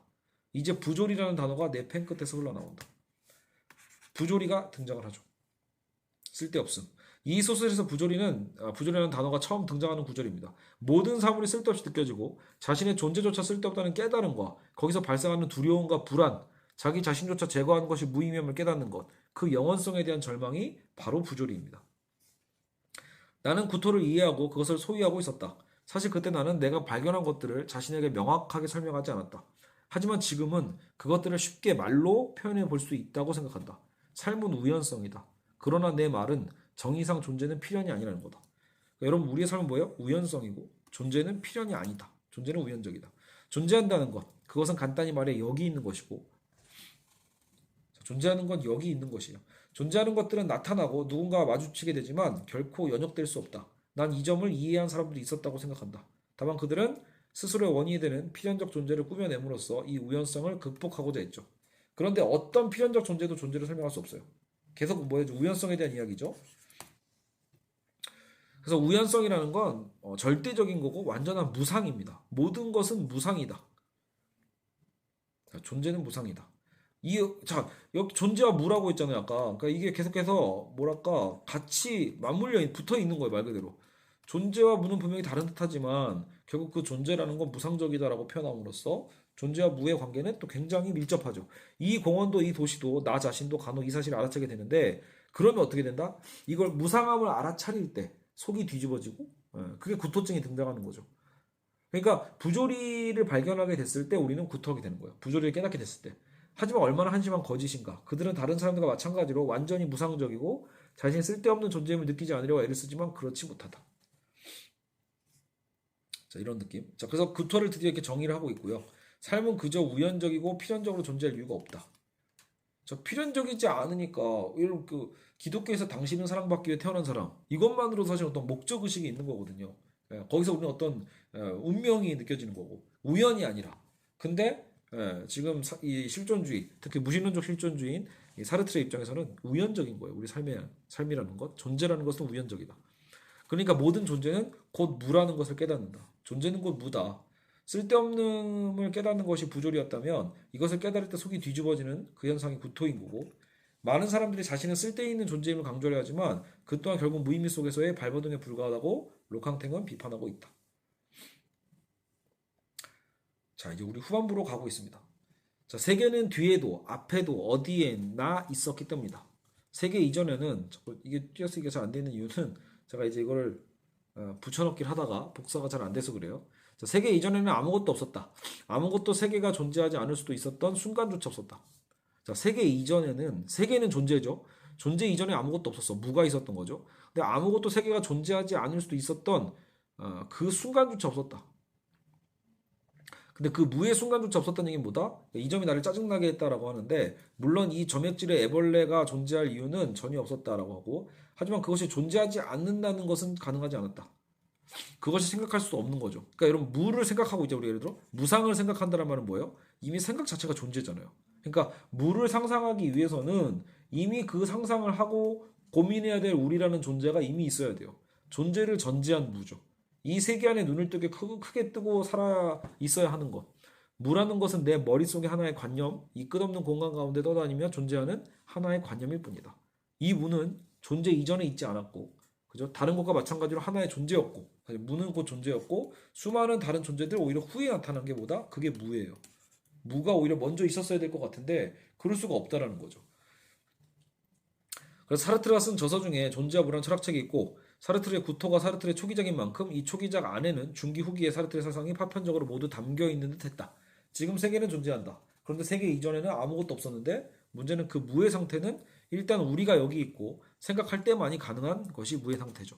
즉 무는 존재를 전제한다. 무는 결국 하나의 존재고 수많은 존재 이후에 나타날 것이라고 규정하고 있죠. 자, 나는 자유다. 이제 살아야 할 그 어떤 이유도 남아있지 않다. 자유로운데 살아날 이유가 없대요. 더 슬프죠. 예. 내가 시도해본 이유들은 다 실패했고 더 이상 다른 이유들을 상상할 수도 없다. 그러니까 소설의 이제 이 후반부까지 오면은 굉장히 좀 절망적이에요. 이제는 로캉탱이 어디로 가야 할까? 예, 이제 안니와도 다시 헤어졌고 재결을 하려고 했지만 안니에게는 아예 마음이 없었고요. 안니가 그리고 이제 자기는 어떻게 해야 될까? 이제 사실 전기를 쓰는 것도 다 포기해버린 상태거든요. 그리고 구토는 심해지고 있고 다 실패했죠. 난 아직 젊고 다시 시작할 수 있는 힘이 충분해요. 본인도 알고 있죠. 하지만 굳이 다시 시작해야만 하는가? 가장 극심한 두려움과 가장 끔찍한 구토가 찾아왔을 때 안니가 날 구해줄 거라고 얼마나 기대했었는지 이제야 알겠다. 내 과거도 죽었고 롤블롱 씨도 죽었고 돌아온 안니는 내 모든 희망을 앗아갔을 뿐이다. 이렇게 얘기하고 있어요.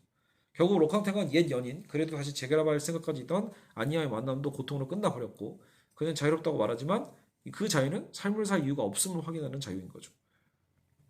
자, 이 깊고 깊은 권태는 존재의 깊은 핵심, 나 자신을 이루고 있는 진료 그 자체고 재밌는 건, 자, 권태에 빠지면 아무것도 안 하고 내 자신에 대해서 되게 소홀히 할 것 같잖아요? 근데 그렇지는 않다라고 얘기해요. 오히려 정반대로 우리에게는 그래도 그 무서운 습관이라는 게 있거든요. 습관들이 나 대신 어떻게 보면 나를 씻겨주고 옷 입혀주고 꾸며주게 하는 거죠. 이게 무서운 거예요. 습관은 죽어 있지 않다. 그것들은 계속 부산하게 움직이고 있고 음험하게 짜나가고 있죠. 그것들은 유모들처럼 나를 씻어주고 닦아주고 옷을 입혀준다. 이렇게 얘기를 합니다. 좀 재밌는 표현이죠, 이거는요. 그리고 약간 이해도 가고. 나는 삶을 부지런히 정신없이 살아가니 건태롭지 않다고 할지도 모른다. 우리는 그럴 수도 있죠. 이 소설을 보면서도 나는 그럴 겨를이 없는데 이럴지도 몰라요.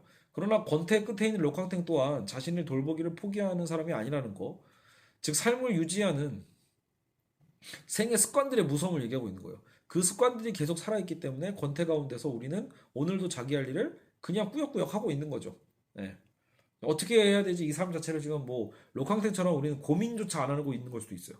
저는 그게 되게 무섭다고 보거든요. 저는 이 사르트르의 실존주의를 제 삶의 어떤 모토로서 잡아가고 살아가고 이러지는 않아요. 저는 뭐 어쨌든 기독교인이고 신을 통한 어떤 구원에 대한 가능성에 대해서 고민하는 자니까요. 그런데 그럼에도 불구하고 결국은 이 과정은 좀 필요하다고 보는 거예요. 너무 우리의 삶이 쳇바퀴 돌듯이 빠르게 흘러가고 있고 많은 학생들에게도 끊임없이 삶 자체에 대한 고민할 시간을 주지 않거든요. 근데 지금 록캉탱이 하고 있는 이 고민은 사실은 많은 인간들이 너무 늦게 하면 오히려 위험할 수도 있는 거거든요. 한편으로는 고민을 해봐야 된다. 삶에 대해서 예. 내 삶의 존재 의미가 무엇인지에 대해서 다양한 방식으로 고민을 해야겠죠. 고민할 시간을 주지 않고 무조건 쳇바퀴 돌듯이 빠르게 더 사람을 돌려버리는 세상, 그게 지금의 세계죠. 자, 그들은 모든 게 메커니즘에 의해 이루어지는 거예요. 그러니까 말 그대로 지금 이 세계 사람들 모든 게 이 기계적으로 움직이는 거죠. 세상은 고정된 불변의 법칙들을 따른다는 증거를 하루에도 100번은 봐요. 허공에 떨어뜨리는 물체는 전속력으로 낙하하고 공원은 매일 오후 5시에 여름에 오후 6시에 닫히는 그 규칙성. 섭씨 나비라는 게 섭씨 335도에 용해되는 그 규칙, 법칙. 시청에서 막차는 밤 11시 20분에 출발. 그들은 평온하고 약간 침울하다. 내일을 다시 말해서 새로운 오늘을 생각한다. 도시들이 사용할 수 있는 것은 매일 아침 똑같은 모습으로 돌아오는 단 하루뿐이다. 일요일에 아주 조금 모양을 낼 수 있을 뿐이다. 멍청이들이라고 아예 표현을 하죠. 그러니까 이 반복된 도회적인 삶을 그냥 기계처럼 살아가고 있는 자들에 대한 이제 조소죠. 저들의 두껍고도 안심하는 얼굴을 다시 봐야 한다고 생각하니 역겹기 그지없다. 저들은 법을 제정하고 대중소설을 쓰고 결혼하고 아이들을 낳는 극도로 멍청한 짓거리다. 나는 두 도시 사이에 있다. 자, 지금 이제 록캉탱은 안니가 떠나버린 이후 이제 파리로 다시 돌아갈 생각을 하고 있어요. 이제 부빌에서 더 할 일이 없기 때문에 어쨌든 부빌과 도시, 이 부빌이라는 도시와 파리라는 도시 사이에 놓여 있는 거죠. 나는 두 도시 사이에 있다. 하나는 나를 모르고 다른 하나는 나를 더 이상 알지 못한다. 누가 나를 기억할까? 이 되게 중요한 표현입니다. 나를 기억하는 거. 뭐가요? 누가? 타자죠. 나를 기억하는 타자에 대해서 이제 이 마무리에서 되게 중요한 역할을 합니다. 어쩌면 지금 런던에 있는 둔중한 젊은 여자일지도 모르겠다. 그 안니를 얘기한 걸까요? 어쨌든 그녀가 생각하는 건 정말로 나일까? 거기에는 그 친구 이집트 사내가 있다. 어쩌면 그는 방금 그녀의 방에 들어와 그녀를 안고 있을지도 모른다. 자, 결국은 록캉탱은 이제 절망 끝에 파리로 떠나려고 하는데 문제는 파리로 간다고 지금의 부조리가 해결되지 않는다는 거. 그도 알고 있겠죠. 그리고 얘기하는 거예요. 누가 나를 기억할까? 뭔가 이게 아쉬움이 있는 거죠. 원래는 과거도 존재하지 않는 거라고 했지만 그럼에도 타인이 나를 기억해 줄 수 있는 방법이 있지 않을까에 대한 어떤 고민에 대한 가능성을 지금 얘기하고 있어요. 자, 이제 내가 나라고 말할 때 이 말은 공허하게 이제 느껴진다. 난 더 이상 나 자신을 잘 느낄 수 없다. 이제는 나조차도 공허하게 느껴지고 잘 느낄 수 없다. 그 정도로 나는 잊혀버렸다. 내 안에 실제로 남아있는 거라는 것이라고는 자신이 존재하는 것을 느끼는 존재뿐이죠. 나는 천천히 길게 하품하고 아무도 없다. 아무에게도 앙투안 록캉탱은 존재하지 않는다. 이게 굉장히 절망적인 거라고 보는 것 같아요. 아무에게도 그는 존재하지 않는 자. 이제 재미있게 느껴진다. 앙투안 록캉탱, 이게 대체 뭐지? 추상적이다. 내 의식 속에서 나에 대한 아주 작고 흐릿한 기억이 희미하게 깜빡인다. 이렇게. 자, 이제 록캉탱은 자기가 자신을 느끼는 것조차 힘든 상태고 추상화된 자기, 꺼져가는 자기를 구원할 방향은 결국 자기 안에서가 아닌 타인에게서가 아닐까. 그러니까 내 스스로 나를 구원할 방법에 대해서는 사실 없어 보여요. 이렇게 보면 나는 이미 나조차도 인지를 못하고 있으니까. 누가 나를 기억할까처럼 결국 나를 기억하면 누가 있어야 돼요? 무조건 타인이 있어야 돼요. 타자 가운데 나를 기억하게 하는 건 정작 그렇게 하면 되잖아요. 나조차 잃어버린 나를 존재케 하는 건 결국 뭐다? 타자 가운데서 일어나는 것이 아닐까. 예. 결국은 타자성에 대한 중요함이 아닐까 싶기도 합니다.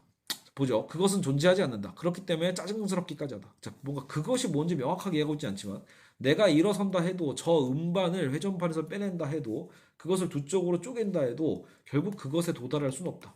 그것은 저 위에 뭔가 형이상학적으로 항상 무언가의 위에 어떤 목소리 위에 그 위에 있다. 그것은 두께들 존재의 두께들을 통해 가늘면서도 단단한 자산을 드러낸다. 우리가 그것을 잡으려 하면 존재하는 것들만 닿을 뿐인 거고 의미 없이 존재하는 것들에만 부딪히게 된다. 그것은 그것들 뒤에 있다. 심지어 그것은 내 귀에 들리지도 않는다. 그저 음향들과 그것을 드러내는 공기의 진동만이 들릴 뿐이다. 그것은 존재하지 않으니 그것에는 쓸데없는 게 하나도 없기 때문이다. 자, 그러니까 어쨌든 그것이 무엇인지 명확하진 않아도 그것에는 쓸데없는 게 하나도 없대요. 자, 여기 되게 큰 반대가 되죠. 아까 앞에서 본인을 자기를 뿐만 아니라 모든 사물의 쓸데없음에 대해서 계속 얘기하고 있었잖아요. 근데 지금 그것은 쓸데없는 게 하나도 없대요. 나머지 모든 것들은 그것에 대해 쓸데없는데 말이죠. 그것은 그저 있다. 그저 존재함으로써 뭔가 의미 있는 존재. 이게 사실 지금 무슨 얘기냐면, 자, 이게 우리 이제 마무리로 다가오는 거예요. 갑작스러운 전환이 나타납니다. 이제 막 파리에 이제 파리로 가는 기차가 막 떠나기 지금 막 몇 시간 전에 이 사람 마지막으로 자기 인사하려고 그 술집으로 갔는데 거기에 본인이 가게에서도 좋아했던 곡이 있거든요. 옛날 레코드래요. 그 시대에서도 Some of These Days라는 어떤 그 재즈 음악이에요. 저도 그래서 이게 이 소설 읽을 때 몇 번이고 막 찾아 들었거든요. 어떤 버전인지는 잘 모르겠는데 뭐 몇 가지 버전이 있더라고요. 그래서 이걸로 재즈 음악을 들으면서 책을 읽었었어요. 무슨 기분이었을까? 근데 이 음악을 들을 때 어쨌든 뭐 그것이라고 말하는 그 무엇의 힘을 지금 느끼게 된 거예요. 록황탱이. 쓸데없는 게 하나도 없는 존재. 그걸 찾은 거죠. 모든 게 쓸데없다고 느끼던 그 절망 속에 있었던 록황탱에게 어떤 꽉 찬 의미의 존재를 드러내는 그것을 이 음반의 선율 속에서 느끼게 된 거예요. 자, 그리고 나도 그저 있고 싶었다. 심지어는 그것만을 원하고 그것이 내 삶의 밑바닥에 깔려있는 비밀이었다. 일견. 자, 그러니까 그것이 또 내 삶의 밑바닥에 깔려있는 비밀이잖아요. 그러니까 이것은 뭐 닿을 수 없는 그 무엇도 아닌 것 같아요. 일견 무질서해 보이는 내 삶이 이제 명확히 들여다 보인다. 서로 관계가 없어 보였던 그 모든 시도들의 저변에서 동일한 바람을 발견하니 그것은 존재를 내 밖으로 쫓아버리고 싶은 바람. 각 순간에서 기름기를 빼내고 싶은 바람. 각 순간을 빨래 짜듯 짜서 말리고 싶은 바람. 나를 순수하고 단단하게. 자, 순수, 단단. 그죠? 흐물거리는 게 아니라, 그죠? 쓸데없는 그 무엇이 아니라. 결국, 색소폰의 음처럼 말이죠. 그러니까 이 재즈 음악의 음계는 어때요? 악보에 따라서, 작곡된 대로 따라서 그 틀을 그래도 계속 움직여 가고 있잖아요. 음처럼 분명하고 정확한 소리를 만들고 싶은 바람이다. 하지만 과거도 미래도 없이 하나의 현재에서 또 다른 현재로 굴러떨어지는 존재자 뒤에 매일매일 해체되고 닮아가고 달아가고 아닐까요? 이거 한번 제가 찾아볼게요. 죽음을 향해 미끄러져가는 이 소리들 뒤에서 멜로디는 가차없는 증인처럼 늘 변함없이 젊고 굳세다. 되게 중요한 표현입니다. 예. 그러니까 지금까지 계속 록항탱이 괴로워했던 과정은 이런 거거든요. 존재자 뒤에 매일매일 해체되고 달아 없어져가고 죽음을 향해서 미끄러져가는. 닮아가고 해도 되긴 해요. 어쨌든 뭐 다 공통화되는 거니까. 평균화되는 거니까. 그러니까 미끄러져가는 이 소리들 뒤에서 멜로디는 뭐예요? 이 음악적 멜로디는 오히려 가차없는 증인처럼 늘 변함없이 젊고 굳세다. 자, 그래서 난 7월의 어느 날 푹푹 찌는 어두운 방 안에서 이 곡을 작곡한 저쪽의 그 친구를 생각한다. 그러니까 실제로 이제 지금 Some of These Days를 작곡한 사람이 있을 거 아니에요? 그 작곡가를 지금 그 술집에서 바로 그 떠나기 그 전 순간에 록항탱은 지금 작곡가를 생각하고 있는 거예요. 나는 이 멜로디를 통해 색소폰의 희고 시큼한 음들을 통해 그를 생각해 보려 한다. 그는 이것을 만들었죠. 그에게는 삶의 골칫거리도 있었고 모든 게 그렇게 여의치만은 않았다. 치러야 할 계산서들이 있었을 것이고 사람이니까 그 작곡가도 그가 원하는 식으로 그에 대해 생각하지 않는 어떤 여자가 어딘가 있었을 것이다. 마치 록강탱 자신처럼 또 그리고 사람들을 뚝뚝 녹아내리는 비계덩어리로 만들어버리는 이 끔찍한 무더위도 있었고 이 모든 건 전혀 예쁜 게 영광스러운 게 아니었어요. 하지만 이 노래를 듣고 그것을 만든 그 친구를 생각하면 그의 고통과 그의 땀방울이 가슴 뭉클하게 느껴진다. 지금 그 작곡가를 생각하고 있잖아요. 록캉탱은. 그러니까 어떻게 보면 그 작곡가는 운이 좋았다. 이렇게 얘기했어. 그는 운이 좋았다. 아마도 그는 이 사실을 깨닫지 못했을 것이다. 그렇죠? 어떤 록캉탱이라는 사람이 이렇게 강력하면서 자기를 기억해 줄 거라고 생각 못했을 것 같죠. 그냥 운이 조금 있으면 이게 나한테 $50를 가져다 주겠지? 정도로만 생각을 했던 거예요. 아, 그런데 어떤 남자가 이렇게 감동적으로 느껴지는 것은 실로 수년 만에 처음 있는 일이다. 이 친구에 대해 뭔가 알고 싶다. 그에게 어떤 종류의 골칫거리가 있었는지, 그에게 여자가 있었는지, 아니면 혼자 살았는지 알게 된다면 흥미로울 것 같다. 휴머니즘 때문에 그러는 것은 전혀 아니다. 오히려 정반대다. 그냥 그가 이것을 만들었기 때문이다. 그래서 이 작곡가에 대한 한없는 어떤 상상과 생각을 하게 되죠. 분명히 작곡가도 지구 어디선가 자기 음악을 듣고 삶의 축을 발견하는 록캉테 같은 사람이 있을 거라 예상하지 못했을 겁니다. 그 역시 그저 살기 위해서 그냥 $50라는 그 곡을 만든 건데도 그 곡이 이런 어떤 영향력을 막 퍼뜨리고 있는 거잖아요. 그쵸? 그러니까 그 시간, 자기의 시간과 공간에서 록캉탱은 작곡가를 지금 궁금해하고 있는 거예요. 그리고 이 노래를 부르는 여자 가수가 있어요. 그 싱어. 그녀는 노래한다. 자, 이렇게 유대인과 흑인 여자, 아마 작곡가가 유대인인 것 같아요. 싱어가 흑인 여자. 두 사람은 구원받았다라고 얘기하죠. 구원받아버렸어. 대체 뭘로? 자기가 기억해주고 있잖아요. 그러니까 그들은 자신의 존재 속에 파묻혀 완전히 끝나버렸다고 생각할지 모르겠지만, 하지만 내가 애틋하게 그들을 생각하고 있잖아요. 그러니까 나도 누군가 있었으면 좋겠다 이 얘기 아니에요. 나를 생각해 줄 수 있는 사람이 있다라면 나도 구원받을 수 있겠네. 이런 거거든요. 그렇죠. 그래서 사실은 약간 뭐 결론적으로 본다라면 뭐 이제 양면적인 저는 이제 느낌이 있었는데 이건 좀 밑에서 얘기를 해보죠.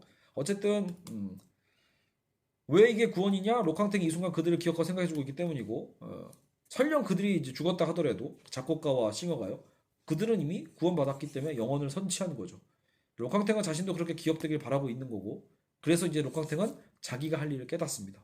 어떻게 해야 될지 모르는 그 절망 가운데서 드디어 아주 우연이죠. 마지막 떠나기 직전에 그 주점에서 Some of These Days라는 재즈 음악을 들으면서 자기 할 일을 깨달은 거예요. 나도 한번 시도해 볼 수 있지 않을까.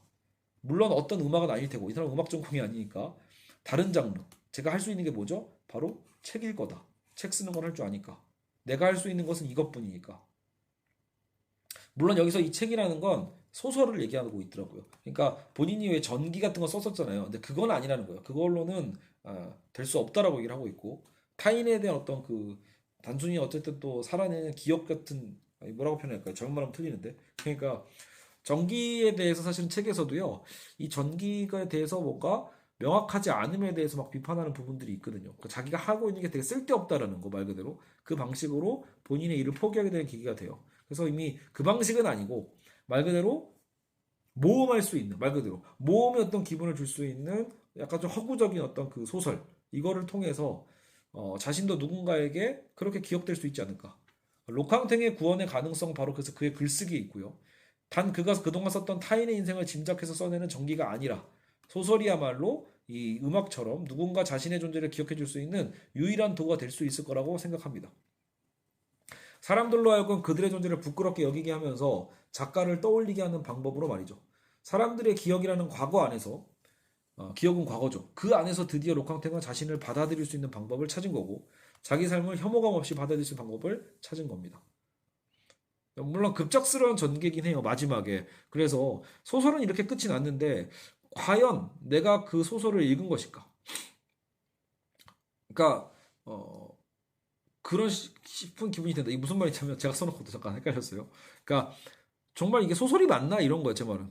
그런 묘한 기분 속에서 다시 한번 구토를 해서 읽었던 거고 다시 읽으니 선명하게 드러난 것들이 있었기 때문에 이렇게 정리를 했다라고 얘기했죠. 그러니까 이건 정말 소설책이라기보다는 사르트르가 어떻게 보면 우리에게 자신의 이야기를 직접 들려주는 것과 같고요. 한편으로는 그의 사상, 그의 생각을 우리에게 어찌 보면은 디테일하게 설명하는 거죠. 어쨌든 이제 이 결론에 대해서 저는 이제 두 가지를 느꼈어요. 그가 찾은 결론은 그렇구나 싶으면서도 뭔가 심심하거나 허무함도 있어요. 그러면 그 앞전에선 정말 이런 걸 못 찾을 만한 거였나? 그 이 정도로 그러면 힘들어할 만한 일이었을까? 이런 고민도 드는 거죠. 정말 많은 부분인 삶에 대한 권태와 불안, 절망에 할애되었는데 그 끝에서 이렇게 갑자기 해결책을 찾아도 되는 건가라는 어떤 그 민망함, 갑작스러움 그런 거죠. 정말 그러면 권태가 구토가 사라지고 자기 삶을 직시할 수 있겠는가? 이런 약간 의심도 살짝 들어요. 그런데 한편으로는 긍정도 하고 싶은 이유는 하긴 저의 삶도 생각해 보니까 일단 저도 이런 패턴이거든요. 저는 삶에 있어서 돈을 벌면 뭐 보람을 느낀다? 뭐 없는 건 아니에요. 하지만 진짜 제가 느끼는 것은 일단 책이에요. 책을 일단 읽음으로써 제 존재 의미에 대한 것을 느끼거든요. 여기 한없는 어떤 그 뿌듯함 같은 게 있어요. 근데 웃긴 건 그거예요. 책을 읽기만 하면 우리가 갑자기 어느 순간부터 막 또 스트레스가 쌓입니다. 그런데 그게 언제까지 이어진다? 결국 글로 써야 돼요. 무언가 글로 표시해내고 표현해낼 때 그때마다 뭔가 저에 쌓여있던 뭔가 무게감이 툭툭 덜어지는 느낌. 뭔가 해방된 느낌. 예, 그 어떤 삶의 어떤 존재 의미가 여기서 강력하게 느껴지거든요. 그러니까 저 역시 그렇기 때문에 하긴 록캉탱이 저런 결론에 다다르게 된 거에 대해서 나름 또 동의할 수 있는 면이 있어요. 자, 하지만 또 다시 한번 보죠. 하지만 그래서 그것이 결정적인 거냐라는 거예요. 아마 그렇지는 않을 것 같다라는 게 제 생각입니다. 그러니까 저조차도 그러면 뭐 이렇게 글 쓰고 하면은 다 좋은 거니라고 했을 때 그럴까? 그럼에도 부족함이 있지 않을까? 이런 거죠. 사르트르도 실제로 나중에는 안가주망이라는 말을 본인이 만들잖아요. 지식인의 그 사회 참여 굉장히 적극적으로 사르트르는 행동하는 지식인이 된단 말이에요. 정치적인 문제에 적극적으로 참여하는 삶의 방법, 결국은 그런 어떤 삶에 대한 변주의 가능성 이런 것들도 사르트르는 나중에 얘기하기 때문에 하긴 이 단순히 어떻게 보면 이게 글을 씀으로써 누군가 기억된다. 그래서 그 권태를 벗어난다는 구원의 가능성이 그것만은 아닐 거다. 다양한 어떤 방법들에 대한 고민이 있고요. 혹은 키에르케고르로 다시 돌아와서 인간의 어떤 그 쾌락도 혹은 윤리도 쾌락을 아무리 추구해도 결국은 또 절망과 불안, 권태가 있고 윤리 어떤 측면을 또 추구해도 역시 그 한계가 있어요. 이것이냐 저것이냐에서 이걸 다루거든요. 그래서 쾌락도 윤리도 아니고 모두 한계가 있고 결국은 뭐가 필요하다?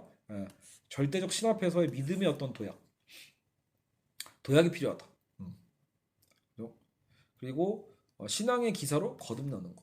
어떻게 보면 신앞에서 단독자로 서고 내 할 수 없는 어떤 절망 가운데서 결국은 믿음을 통해 구원받는 약간 이런 어떤 종교적인 어떤 신앙의 어떤 방식도 있습니다. 그러니까 저는 이제 여러 가지를 일단은 펼쳐 놓는 거예요. 그래서 그 가운데서 여러분은 어떤 게 더 마음에 와닿는가? 결국 음악 속에서든 소설 속에서든 결국 내가 나를 인식하는 방법은 어쨌든 이래저래 한계가 있었던 건 확실하고요. 결국 타인의 기억 속에서 구원을 얻는다는 사르트르나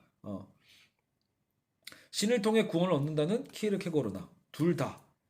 한쪽은 방법이 좀 다르죠. 방법론이. 둘 다 결국 근데 뭐는 공통적이다? 결국 타자성이죠. 내 스스로 구원할 수는 없는 거예요. 내가 나를 구원하는 게 아니라 결국은 결국 외부적으로 타자의 어떤 기억 속에서 혹은 신이라는 어떤 거대한 절대적 타자의 구원을 통해서 손길을 통해서 우리는 살아가는 거죠.